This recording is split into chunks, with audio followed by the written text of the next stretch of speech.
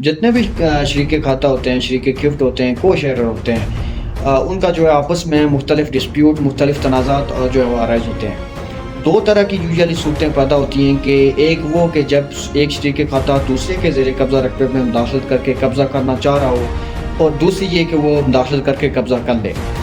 दूसरी जो सूरत है उसमें ये है कि अगर एक शरीके खाता कब्ज़ा कर ले मुदाखलत करके दूसरे के हिस्से में, तो जो एग्रीव्ड शरीके खाता है, को शेयरर है, उसके पास दो रेमिडीज़ हैं। एक है ये कि पार्टीशन, लेकिन पार्टीशन में भी बड़ी मुश्किलात और रिस्ट्रिक्शंस हैं कि अगर वो पहले से ही अपने हिस्से से ज़्यादा काबूज़ था तो देन वो पार्टीशन के थ्रू कैसे हासिल कर सकता है।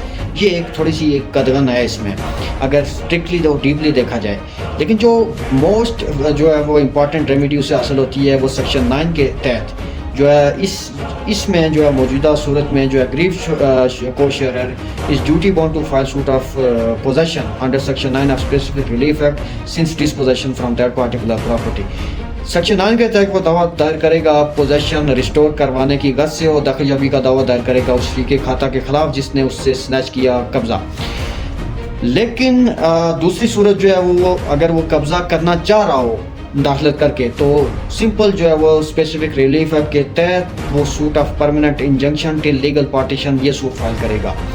अब यहाँ पर बहुत सारे फैसला जाते हैं जिसमें ये कहा गया है कि शरीके खाता टिल लीगल पार्टीशन जो है वो जब तक कानूनी तकसीम नहीं होती तो एक शरीके खाता, जितने भी शरीके खाता होते हैं वो आपस में वो एक एक इंच पर मालिक भी तस्वर होते हैं और काबज़ भी तस्वर होते हैं। अब इस कंसेप्ट को बड़े गलत तरीके से इस्तेमाल भी किया जाता है और गलत समझा जाता है। आपको एक सिंपल सी मिसाल दूं कि जो एरेंज पर काबूज़ होने का तो जो एक कंसेप्ट पाया जाता है, इसका मतलब ये है कि एक शरीके खाता पूरा साल मेहनत करता रहे, तो जब फसल पके तो दूसरा शरीके खाता आके काट के ले जाए कि मैं भी तो एरेंज पे मालिक हूँ और काबूज़ हूँ, मालिक तो हूँ लेकिन काबूज़ भी हूँ। और एक शरीके खाता दूसरे के ज़रिए कब्जा से दरख्त बरीद करके ले जाए, वो कहे कि मैं तो एरेंज पे काबूज़ हूँ, मालिक भी हूँ और काबूज़ भी हूँ। तो ये कंसेप्ट बिल्कुल गलत समझा गया इसको। एक चीज़ आपको पता होना चाहिए कि केस लॉ रेफर करूँ CLC 2016 पेज 1256, इसमें बड़ी डिटेल के साथ ये कहा गया है और बड़ी स्ट्रिक्टली कहा गया है कि जो शरीके खाता जो जिसके पास जो है वो किसी भी जॉइंट प्रॉपर्टी में एक्सक्लूसिव पोजेशन हो, तो उससे दूसरा शरीके खाता किसी तौर जो है वो पोजेशन स्नैच नहीं कर सकता, उसको डिस्पोजेस नहीं कर सकता अनटिल एंड अनलेस के वो पार्टीशन के ज़रिए उससे वो पोजेशन हासिल करे। अगर ये अरेंज वाला कंसेप्ट हो तो एक्सक्लूसिव पोजेशन ही माइनस हो जाए, ये एक्सक्लूसिव पोजेशन का कंसेप्ट ही ना रहे फिर। तो एक्सक्लूसिव पोजेशन बिल्कुल डेफिनेटली होती है। क्यों हमारी अदालतें कहती हैं कि अगर एक शरीके खाता किसी जॉइंट प्रॉपर्टी में एक्सक्लूसिव पोजेशन हो, पूरा नंबर हस्सा ही उसके पास हो, उस नंबर हस्से में बाकी शरीके खाता भी हिस्सेदार हैं, वो अपने हिस्से से भी ज़्यादा काबूज़ हो, जायद काबूज़ हो, तो उससे पोजेशन उस वक्त ली जा सकती है जब पार्टीशन करवा के। तो इवन शामलात केसेस में अगर वो अपने हिस्से से काबूज़ है तो वो उससे दूसरा शरीके खाता उसको डिस्पोजेस नहीं कर सकता अनटिल के वो या तो पार्टीशन हो या फिर वो पोजेशन का जो उसूल फाइल किया जाता है, डिस्पोजेशन बेदखली करवाई जाती है। तो ये तो मलकियती अराजी होती है, जो ये तो अक़सामी होती है। तो इसमें ये कंसेप्ट बिल्कुल गलत तौर पर इसको इस्तेमाल किया जाता है। इसका असल जो है वो मकसद क्या है? असल मकसद ये अरेंज में काबूज़ होने का ये है कि एक शरीके खाता अगर किसी जगह काबूज़ पूरे नंबर हस्से पर काबूज़ हो तो वो ये नहीं कह सकता कि इस जगह पर मेरा कब्ज़ा है तो लिहाजा कोई दूसरा मुझसे कब्ज़ा नहीं ले सकता पार्टीशन के ज़रिए।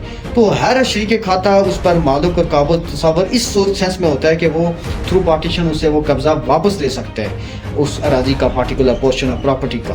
तो इस कॉन्सेप्ट को बिल्कुल जो है वो गलत तौर पर इस्तेमाल किया जाता है। अगर शरीके खाता कब्ज़ा कर ले तो दो तरह की रेमेडीज़ हैं। सबसे क्विक रेमेडी है सेक्शन 9।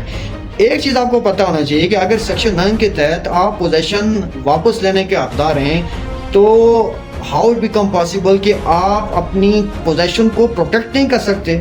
यानी आपसे स्नैच कोई कर ले तो आप सेक्शन 9 के तहत ले सकते हैं। तो अगर आपके ज़रिए कब्ज़ा रख पे आप अपने उस कब्ज़े को प्रोटेक्ट करवाना चाहे तो नहीं करवा सकते, बिल्कुल आप करवा सकते हैं वो स्पेसिफिक रिलीफ एक्ट। अब इसमें भी आपको पता होना चाहिए कि सेक्शन जो 54 है स्पेसिफिक रिलीफ एक्ट, इसमें SCR 2009 supreme court of Azad Kashmir का एक फैसला है, उसमें उन्होंने क्रिस्टल क्लियर कहा है कि अगर एक शरीके जो खाता दूसरे शरीके खाता के ज़रिए कब्ज़ा रख पे दाखिल करे दैन वो क्या कर सकता है, दवामी का दावा दायर कर सकता है, परमानेंट इंजंक्शन का सूट फाइल कर सकता है। और जो सिविल कोर्ट है वो civil court specific relief act जो है वो एक स्पेशल लॉ है, और सिविल कोर्ट को जुरिस्डिक्शन हासिल होती है, ना कि महकमा माल को ये जुरिस्डिक्शन हासिल होती है। तो ये जो स्पेसिफिक जो परमानेंट इंजंक्शन की जो जुरिस्डिक्शन है वो सिविल कोर्ट को ही हासिल होती है। और एक शरीक खाता अगर उसको कोई अप्रीहेंशन हो तो दवामी का सूट सिविल कोर्ट में ही करेगा।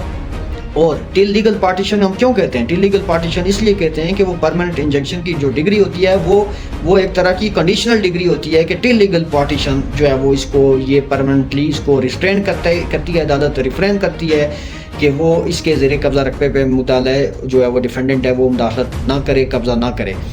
तो इवन हमारी एक हाई कोर्ट का एक फैसला है CLC 2024 पेज 699, उसमें तो इवन एक शरीक खाता दूसरे शरीक खाता के ज़ेरे कब्ज़ा रकबे पर भी इंजंक्शन ग्रांट करवा सकता है। हुक्म इंतने दवामी जो है वो उसका दावा दायर कर सकता है। क्यों? क्योंकि अगर वो कमर्शियल एरिया पर काबूज हो तो दूसरा शरीक खाता खुद को अग्रीड इसलिए समझता है कि उस पर उसकी भी हिस्सेदारी होती है। तो सारी महंगी जगह एक शरीक खाता के पास हो तो नुकसान किसको होगा, बाकियों को। तो वो उसके ज़रिए कब्जा रकबे पर जब परमानेंट इंजंक्शन का सूट फाइल कर सकता है तो वो अपनी रकबे को प्रोटेक्ट कैसे और क्यों कर नहीं कर सकता। तो ये जो केस लाज हैं उसकी रोशनी में, हाई कोर्ट के फैसला जात की रोशनी में और कानून की रोशनी में जो अग्रीव शरीक खाता है उसके पास ये रेमेडीज़ हमा वक्त हासिल होती हैं।